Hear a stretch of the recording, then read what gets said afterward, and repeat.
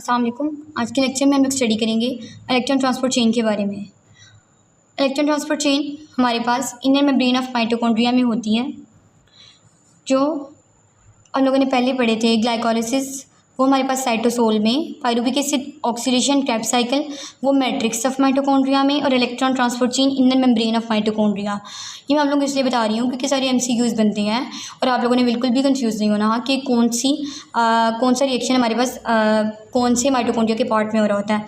बिल्कुल इसी तरह हम लोगों ने जैसे पहले फोटोसिंथेसिस वगैरह पढ़ा था ना, उसमें भी थायलाकॉइड मेम्ब्रेन, स्ट्रोमा इस तरह करके पढ़ा था, तो वो भी आप लोगों ने स्पेसिफिकली याद रखना है। इलेक्ट्रॉन ट्रांसपोर्ट चेन में क्या होता है? इलेक्ट्रॉन ट्रांसफ़र होते हैं हमारे पास रिड्यूस कोएंजाइम्स NADH और FADH2 जो कि हमारे पास पहले क्रैब्स साइकिल में और ग्लाइकोलाइसिस वगैरह में बने हैं, वहाँ से जाते हैं हमारे पास इलेक्ट्रॉन कैरियर्स के पास और फाइनली ऑक्सीजन के पास। और आफ्टर गेटिंग इलेक्ट्रॉन हमारे पास जो ऑक्सीजन एटम है वो कंबाइन होता है 2 हाइड्रोजन के साथ और बनाता है water. Transfer of electron to series of electron carriers result in oxidation reduction reactions. वही जो पहले बात की थी, जब हमारे पास कैरियर टू कैरियर ट्रांसपोर्ट होता है तो जो हमारे पास पहला वाला कैरियर होता है उसकी ऑक्सीडेशन होती है, जिसके पास आते हैं इलेक्ट्रॉन्स उसकी रिडक्शन होती है। तो जब हमारे पास ये कैरियर टू कैरियर ट्रांसपोर्ट हो रही होती है तो एनर्जी हमारे पास क्या होती है? लूज़ होती है, रिलीज़ होती है, और वही हमारे पास ATP की सिंथेसिस के लिए यूज़ हो रही होती है। यही हम लोगों ने सेम मैकेनिज़्म Z सीरीज़ मतलब कि लाइट डिपेंडेंट रिएक्शंस में भी ATP सिंथेसिस के लिए यूज़ किया था। बिल्कुल इलेक्ट्रॉन ट्रांसपोर्ट चेन में भी इसी तरह हो रहा होता है। कीमियोस्मोसिस वहाँ बस ये होता है कि थायलाकॉइड मेम्ब्रेन थी और इधर इनर माइटोकॉन्ड्रियल मेम्ब्रेन है। Chemiosmosis is the mechanism in which membranes are use to couple these redox reactions with the synthesis of ATP। ये हमारे पास जो से रिडॉक्स रिएक्शन होते हैं ना, ऑक्सीडेशन रिडक्शन, जो कि एक कैरियर जब लूज़ करता है इलेक्ट्रॉन तो उसकी ऑक्सीडेशन हो रही होती है, अगले की रिडक्शन हो रही होती है, वो गेन करता है इलेक्ट्रॉन्स। इस ऑक्सीडेशन रिडक्शन को हमारे पास ATP की सिंथेसिस के साथ लिंक कर रहा होता है, कनेक्ट कर रहा होता है। ये हमारे पास पाथवे बताया हुआ है, इसको मैं आप लोगों को जल्दी से डिस्क्राइब कर देती हूँ। NADH हमारे पास NAD+ में कन्वर्ट होता है। जो इलेक्ट्रॉन्स होते हैं वो हमारे पास जाते हैं कोएंजाइम Q के पास। FADH2 ये भी हमारे पास कोएंजाइम है, 2 कोएंजाइम थे NADH FADH2 जो बने थे हमारे पास, ये भी FAD में कन्वर्ट होता है और जो इलेक्ट्रॉन्स है वो जाते हैं कोएंजाइम Q के पास। कोएंजाइम Q के पास NADH से भी और FADH2 से भी इलेक्ट्रॉन्स जा रहे होते हैं। और then coenzyme Q cytochrome B के पास भेजता है, साइटोक्रोम B साइटोक्रोम C के पास, साइटोक्रोम C से जा रहे होते हैं साइटोक्रोम A के पास, और साइटोक्रोम A से इस साइटोक्रोम A3 के पास। साइटोक्रोम A3 देन हमारे पास इलेक्ट्रॉन भेजता है ऑक्सीजन को। ऑक्सीजन के आइटम हमारे पास कंबाइन करता है 2 हाइड्रोजन के साथ और इन इलेक्ट्रॉन से मिलता है और हमारे पास वाटर का मॉलिक्यूल बनाता है। इस तरह हमारे पास ये डिफरेंट इलेक्ट्रॉन्स ये हमारे पास इलेक्ट्रॉन्स डिफरेंट साइटोक्रोम से गुजर के और कोएंजाइम से गुजर के तो हमारे पास अल्टीमेटली ऑक्सीजन के पास पहुँचते हैं और हमारे पास वाटर बनता है। ये हम लोगों ने बेसिक सा उसके बारे में इंट्रो दे दिया कि किस तरह मतलब कि कहाँ कहाँ से पास करा होता है। नेक्स्ट हम लोग देखते हैं इसको डायग्रामेटिकली। या आप लोगों ने अच्छी तरह से डायग्राम समझ लेनी है तो आप लोगों को कुछ भी समझने की ज़रूरत नहीं करनी पड़ेगी और ना ही आप लोगों को मुश्किल होगी। आप लोगों ने देखना ये हमारे पास है इनर माइटोकॉन्ड्रियल मेम्ब्रेन है माइटोकॉन्ड्रिया की। ये बेसिकली डिस्कवर की हुई है, मैंने डिस्क्राइब की हुई है। डबल मेम्ब्रेन स्ट्रक्चर होता है। ये आउटर मेम्ब्रेन होती है, इनर मेम्ब्रेन होती है, दरम्यान में इंटर मेम्ब्रेन स्पेस होती है। ये इंटर मेम्ब्रेन स्पेस है, ये इनर मेम्ब्रेन है, ये मैट्रिक्स है, ये लिपिड बाइलेयर है, बेसिकली मैट्रिक्स है। ये माइटोकॉन्ड्रियल मैट्रिक्स हो गया। जिनसे हमारे पास इलेक्ट्रॉन ट्रांसपोर्ट चेन होती है वो हमारे पास इनर माइटोकॉन्ड्रियल मेम्ब्रेन में हो रही होती है। ये मैंने आप लोगों को पहले ही बता दिया। ये हमारे पास प्रोटीन कम्प्लेक्स है इलेक्ट्रॉन कैरियर्स का, कम्प्लेक्स नंबर 1। कम्प्लेक्स नंबर 1 को हम लोग NADH डिहाइड्रोजिनेस भी कहते हैं। ये कम्प्लेक्स 1 है। इसमें क्या होगा कि NADH से NAD+ में कन्वर्ट होगा और इलेक्ट्रॉन्स इस कम्प्लेक्स में जाएंगे हमारे पास कोएंजाइम Q के पास। कोएंजाइम Q हमारे पास क्या है? मोबाइल इलेक्ट्रॉन कैरियर है। ये हमारे पास प्रेजेंट होता है इनर माइटोकॉन्ड्रियल मेम्ब्रेन में और ये हमारे पास इलेक्ट्रॉन्स रिसीव करता है FADH2 से भी। FADH2 FAD+ में कन्वर्ट होगा, ये भी इलेक्ट्रॉन्स भेजेगा इसको, जो हम लोगों ने पहले भी बात पढ़ी थी। ये कम्प्लेक्स नंबर 1 है, कम्प्लेक्स नंबर 2 है। इसको NADH डिहाइड्रोजिनेस कहते हैं, इसको सक्सीनेट डिहाइड्रोजिनेस कहते हैं। इन दोनों से इलेक्ट्रॉन्स जाएंगे इसके पास और then coenzyme Q cytochrome B के पास भेजेगा। ये है हमारे पास कम्प्लेक्स नंबर 3। ये मैं वैसे ही आप लोगों को जनरल बता रही हूँ कि ये कम्प्लेक्स 1 है, ये कम्प्लेक्स 2 है, कम्प्लेक्स 3 है। कम्प्लेक्स 3 से जाएगा हमारे पास साइटोक्रोम C के पास। साइटोक्रोम B हमारे पास मोबाइल इलेक्ट्रॉन कैरियर है लेकिन इसकी पोजीशन थोड़ी डिफरेंट होती है। ये हमारे पास outer aspect of inner mitochondrial membrane पे प्रेजेंट है, ये आप लोग देख सकते हैं। और साइटोक्रोम C से इलेक्ट्रॉन्स जाएंगे हमारे पास साइटोक्रोम A के पास। ये हमारे पास कम्प्लेक्स नंबर 4 है, कम्प्लेक्स 1, 2 3 4। देन हमारे पास अल्टीमेटली जाते हैं ऑक्सीजन एटम के पास, ये हाइड्रोजन आइंस के साथ बाइंड करता है और देन हमारे पास बना देता है वाटर।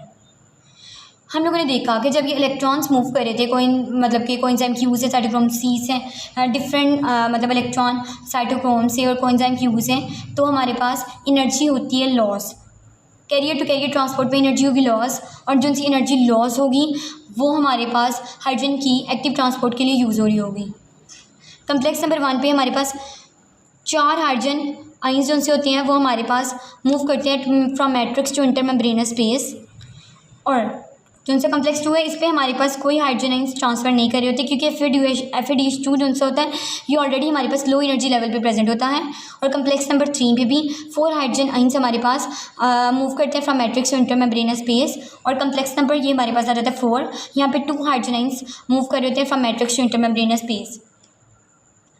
तो टोटल मतलब 10 हाइड्रोजन आइंस हमारे पास मूव करते हैं as a result of movement of electrons along the carriers of electron transport chain. मतलब एक इलेक्ट्रॉन ट्रांसपोर्ट चेन में ये वाले मूव किए हैं हाइड्रोजन आइंस, तो हमारे पास क्या होगा, नॉर्मली ये होता है कि इंटरमेम्ब्रेनस स्पेस में हाइड्रोजन आइंस ज़्यादा है या कम है, तो लो से हाई मूव करने के लिए एनर्जी चाहिए होगी ना, तो वही एनर्जी हमारे पास ये कैरियर टू कैरियर ट्रांसपोर्ट के दौरान रिलीज़ हो रही होती है, और ये हमारे पास पंपिंग के लिए यूज़ होती है, और हाइड्रोजन ग्रेडियंट इस्टेब्लिश हो जाता है जिसमें पोटेंशियल एनर्जी है, और ये सारा का सारा हाइड्रोजन आया, और ये हमारे पास कम्प्लेक्स नंबर 5 है ATP सिंथेस, यहाँ से मूव किया और ये डाउन आ गया।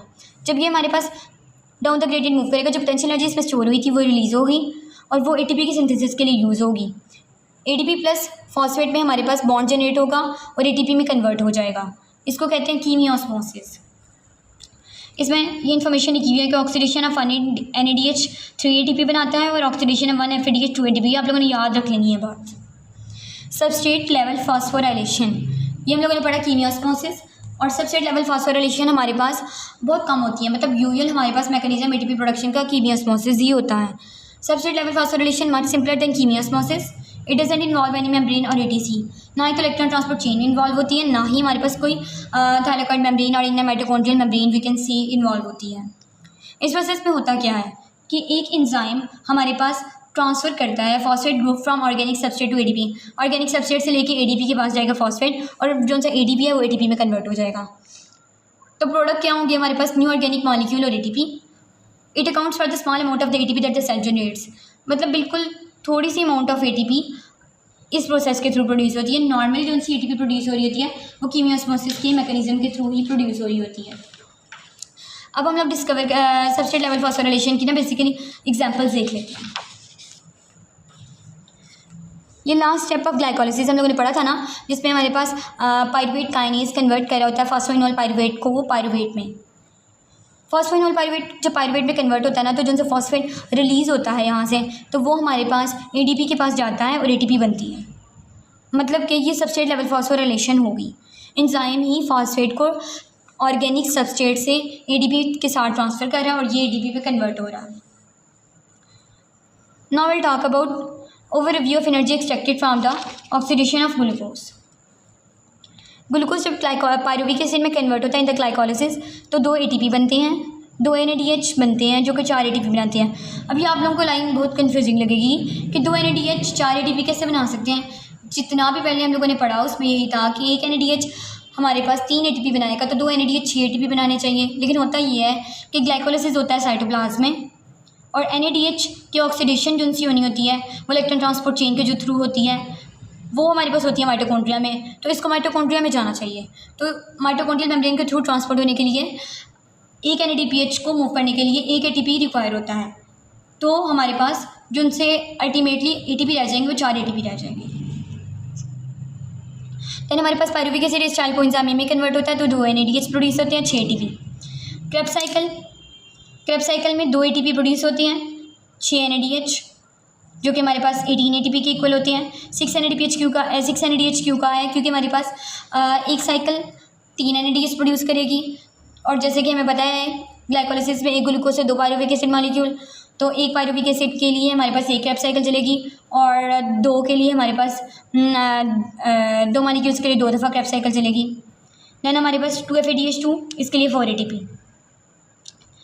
ये हमारे पास आगे इसके टोटल कैलकुलेशन करें ना, ये सारे ATP को मिलाकर तो हमारे पास आता है टोटल नेट यील्ड 36 ATP। ये आप लोगों ने बहुत अच्छी तरीके से याद रखना है। ग्लाइकोलिसिस, ये आप लोगों का पूरा चैप्टर ही एक्चुअली बहुत इंपॉर्टेंट है। Glycolysis, Krebs cycle, electron transport chain जो हम लोगों ने पहले पढ़े, GCDs पढ़ी, केल्विन साइकिल पढ़ा, मतलब each and every topic is very very important. तो आप लोगों ने कुछ भी नहीं छोड़ना, आप लोगों ने बहुत अच्छी तरीके से ये सारा चैप्टर याद करना है। उसके अलावा हम लोग देखते हैं कि कुछ ऑर्गेनिक मॉलिक्यूल्स ग्लूकोज के अलावा भी होते हैं जो एज अ फ्यूल यूज़ होते हैं फॉर द सेलुलर रेस्पिरेशन, मतलब सेलुलर रेस्पिरेशन और भी मॉलिक्यूल्स करवा रहे होते हैं। Free glucose molecules are not consumed in the diet, मतलब हम लोग जो खाना खाते हैं तो उसमें फ्री ग्लूकोज मॉलिक्यूल तो नहीं होते ना, तो हम लोग कंज्यूम कर रहे होते हैं basically sucrose, starch, fats, proteins. Sucrose और स्टार्च से होता है, इसका अल्टीमेटली हाइड्रोलिसिस होता है, ग्लूकोज प्रोड्यूस होता है, ग्लूकोज सेलुलर रेस्पिरेशन कराता है। उसके अलावा फैट्स और प्रोटीन्स भी तो होते हैं। प्रोटीन्स जो होते हैं ना, ये हमारे पास फ्यूल के तौर पे नहीं यूज़ हो सकता तब तक जब तक हमारे पास इसकी डाइजेशन होगी, इसने अमीनो एसिड ने बना दिया है। होता यह है कि प्रोटीन की होती है डाइजेशन, ये अमीनो एसिड बनाता है, और फिर इसके बाद कुछ अमीनो एसिड्स होते हैं जिनकी डीअमाइनेशन होती है और देन कन्वर्ट होते हैं अदर ऑर्गेनिक कंपाउंड्स में, और ये कंपाउंड्स कन्वर्ट होते हैं पायरुविक एसिड में, एसिटाइल कोएंजाइम ए में, या कुछ और ऑर्गेनिक एसिड जैसे अल्फा कीटोग्लूटारेट वगैरह हो गए जो क्रेब्स साइकिल में प्रेजेंट होते हैं उनमें, और फिर इसके बाद इनकी एनर्जी कन्वर्ट होती है ATP में। लिपिड्स जो हम लोगों ने पढ़े थे, अल्फा कीटोग्लूटारेट हो गया, सक्सिनेट हो गया, ये सारे के सारे हमारे पास अमाइनो एसिड की डीअमाइनेशन करके भी बन सकते हैं। So lipids are the excellent cellular fuel because they contain many CH bonds. Lipids का हाइड्रोलिसिस हो तो फैटी एसिड और ग्लिसरॉल बनता है। फैटी एसिड से बनता है एसिटाइल कोएंजाइम A और ग्लिसरॉल से बनता है G3P। Fatty acid acetyl coenzyme A बनाता है जो कि हमारे पास पायरुविक एसिड ऑक्सीडेशन से भी बन रहा होता है, जो हमारे पास क्रेब्स साइकिल में एंटर होता है, तो मतलब एसिटाइल कोएंजाइम में भी क्रेब्स साइकिल में एंटर हो सकता है। और ग्लिसरॉल G3P बनाता है, ये तो हम लोगों ने पढ़ा ही था कि it is basically the intermediate in glycolysis. तो दोनों ही हमारे पास सेलुलर रेस्पिरेशन में एंटर हो सकती हैं। ये हमारा लेक्चर थोड़ा लंबा हो गया है, मतलब कि इसमें हम लोगों ने काफ़ी चीज़ें डिस्कस किया और सारी की सारी बहुत इंपॉर्टेंट थी, तो आप लोगों ने किसी भी चीज़ को छोड़ना नहीं है। मतलब कि इलेक्ट्रॉन ट्रांसपोर्ट चेन हम लोगों ने देखी थी जिसमें डिफरेंट उससे कंपाउंड पास कर रहा होता है हमारे पास कोएंजाइम Q से, साइटोक्रोम्स वगैरह से। फिर उसके बाद हम लोगों ने इसके बारे में ये लेक्चर में लिखा, डिफरेंट कैरियर से पास कर रहा होता है। देन हमारे पास कीमियोस्मोसिस को पढ़ा था, सबस्ट्रेट लेवल फॉस्फोराइलेशन देखी थी। फिर उसके बाद हम लोगों ने इसकी एग्जांपल्स और ओवरव्यू किया था कि कितने ATP और NADH प्रोड्यूस हो रहे होते हैं whole glycolysis, Krebs cycle, electron transport chain में। फिर उसके बाद हम लोगों ने ऑर्गेनिक मॉलिक्यूल्स देखे थे जो कि रेस्पिरेशन के लिए यूज़ हो सकते हैं other than glucose, like proteins और फैट्स भी तो हमारे पास यूज़ हो सकते हैं। आज का लेक्चर इससे होता है ख़त्म। अब हम लोग नेक्स्ट लेक्चर में डिस्कस करेंगे फोटो रेस्पिरेशन के बारे में। तब तक के लिए अल्लाह हाफ़िज़।